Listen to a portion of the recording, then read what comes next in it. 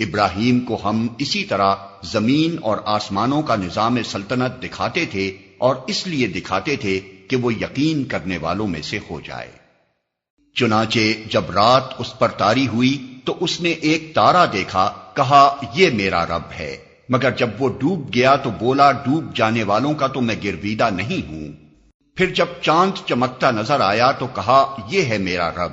مگر جب وہ بھی ڈوب گیا تو کہا اگر میرے رب نے میری رہنمائی نہ کی ہوتی تو میں بھی گمراہ لوگوں میں شامل ہو گیا ہوتا۔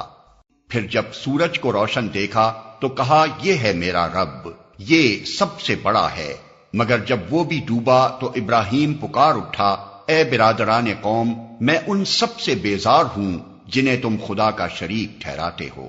میں نے تو یکسو ہو کر اپنا رخ اس ہستی کی طرف کر لیا جس نے زمین اور آسمانوں کو پیدا کیا ہے، اور میں ہرگز شرک کرنے والوں میں سے نہیں ہوں۔